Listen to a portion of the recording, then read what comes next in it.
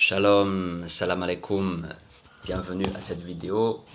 Je voulais raconter un petit peu l'histoire de l'Aïd telle qu'elle est racontée dans le Targum, version araméenne de la Torah.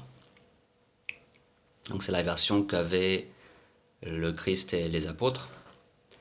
Et c'est une version où il y a plus de détails que la Torah qu'on a actuellement. Donc, il y avait une dispute entre Ismaël et Isaac, les deux fils d'Abraham, quant à savoir lequel des deux devait hériter du papa. Donc l'argument d'Ismaël, c'était moi je suis né avant toi, d'abord je suis né avant toi, et je me suis fait circoncire à l'âge de 13 ans. Toi tu as été circoncis à 8 jours, mais moi c'était à l'âge de 13 ans. Et de ma pleine volonté, j'étais déjà grand, de ma pleine volonté, je me suis fait circoncire. Hein, et j'ai eu mal aux zizi, et je m'en souviens. Tu vois, toi t'étais bébé. Tu vois, tu te souviens de rien, t'étais bébé, walou quoi. Mais moi, vraiment j'ai souffert. Bon, il le dit pas comme ça, qu'il a eu mal aux zizi et tout, mais voilà, c'est moi qui rajoute. Bon, vous me connaissez. Donc en gros, c'est l'argument d'Ismaël. Et voilà, j'ai été circoncis avant toi. Écoute, voilà, c'est moi qui dois hériter du papa. Et Isaac, il dit, ouais d'accord, mais moi je suis prêt à sacrifier ma vie pour Dieu. Je suis prêt à être martyr. C'est-à-dire, toi, tu parles du bout de ton zizi qui t'a fait mal, là. Mais moi, je suis prêt à sacrifier tout mon corps. Tout mon corps. Ouais, coupez-moi la tête, coupez-moi les mains, les pieds, tous les membres du corps sont sacrifiés. Je les sacrifie à Dieu. Argument très intéressant. Et c'est pas tombé dans l'oreille d'un sourd, parce que Dieu n'est pas sourd. Dieu a entendu, et Dieu a dit à Abraham, amène Isaac sur telle montagne là-bas pour le sacrifier. Donc Abraham, il obéit, il amène Isaac. Et il y avait Isaac, il y avait Eliezer, son fils adoptif, et il y avait Ismaël. Ils partent tous là-bas, donc sur le lieu. C'est pour vous dire qu'il y avait Ismaël aussi sur le lieu. C'est pas lui qui a été sacrifié, c'est Isaac. Parce que c'est Isaac qui avait mis le Seigneur à l'épreuve, quelque part, par ses paroles. Enfin, c'était comme c'est pas un défi, mais bon, il y avait du challenge quand même, hein, il y avait du challenge, ok. Donc, Abraham amène Isaac, Isaac ne résiste pas, il est prêt à se sacrifier, il tient sa parole. Et donc, quand le Seigneur voit ça, il envoie un animal être sacrifié à la place d'Isaac. Voilà. Donc,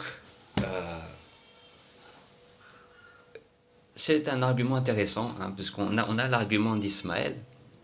C'est un peu le salut par les œuvres. Tu vois, moi j'ai fait ça, donc je mérite ça. Comme si la place au paradis, la place dans le royaume de Dieu, dans la vie éternelle, elle s'achète. Elle peut s'acheter quelque part par des actions. Alors qu'en fait, l'état d'esprit d'Isaac, c'est l'état d'esprit que le Seigneur y veut. C'est-à-dire que tu renonces à toi-même, tu renonces à ton moi, à ton ego, y compris l'ego qui dit « moi j'ai fait telle et telle action, moi j'ai fait le bien, j'ai fait beaucoup de bien, j'ai fait beaucoup d'humanitaire, j'ai fait ceci, j'ai fait cela ». Tout ça, c'est à rien, c'est du vent. Même ça, vous pouvez renoncer. Tu vois. Il faut renoncer au mal, bien sûr. Il faut renoncer au mal, au péché, c'est-à-dire tout ce qui fait du mal à toi-même et aux autres. Il faut y renoncer, bien sûr. Mais c'est pas une justification, c'est pas ça qui va te faire entrer dans la présence de Dieu, n'est-ce pas? Le paradis, c'est ça, c'est la présence de Dieu, le paradis. C'est recevoir l'Esprit de Dieu en nous. Et dans 1 Corinthiens chapitre 15, dans la version araméenne aussi, on nous dit quelque chose d'intéressant. Il faudrait que je fasse une vidéo, une étude de ça, parce que c'est super intéressant, la version araméenne. À la fois comme je viens de citer, de l'Ancien Testament, mais du Nouveau Testament aussi. Donc, on a Paul qui explique dans 1 Corinthiens 15 qu'on a en nous-mêmes l'ancien Adam, le premier Adam, donc le premier homme, c'est-à-dire c'est l'ancienne personnalité. Et cette ancienne personnalité, en fait, il y a comme, c'est-à-dire il y a le nefesh, qui est l'âme ou l'ego. Disons tu as l'âme, tu as l'âme. Dieu plante une âme dans ce corps. Et il plante d'autres âmes dans les oiseaux, les animaux, les plantes, etc. Il y a des corps physiques, il y a des corps célestes, parce que même les étoiles, la lune, etc. ont des âmes. Ok. Il y a des anges, il y a d'autres entités invisibles, etc. Il y a tous les univers, toutes les dimensions. Dieu plante des âmes. Ok, il plante des âmes. Et l'avantage quand tu as une incarnation en tant qu'être humain, c'est que à ce moment-là, il peut avoir une résurrection de ton âme. C'est-à-dire que au départ, tu es le nafs, le nefesh, c'est-à-dire cette âme avec le moi, avec la personnalité, la fausse personnalité, en fait, c'est-à-dire je suis ceci, je suis cela. Tout ce qui vient après, je suis. Tu vois, je suis un homme, je suis une femme, je m'appelle un tel, je suis docteur, je suis clochard, ou je suis président, ou je suis peu importe. Ok, je suis arabe, je suis français, je suis musulman, je suis chrétien, je suis juif, je suis athée. Tout ce qui vient après, tous les conditionnements, tous les trucs, toute la mémoire, tu vois, tout ce qui forme la personnalité, tout ça.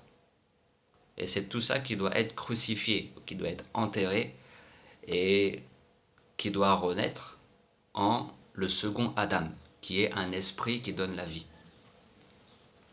qui est le ruh. Hein, en araméen, c'est le ruha, en arabe le ruh, en hébreu ruach. Hein, ok. Donc on devient ruach après, on devient et le ruach, c'est l'esprit, la présence divine qui est en nous.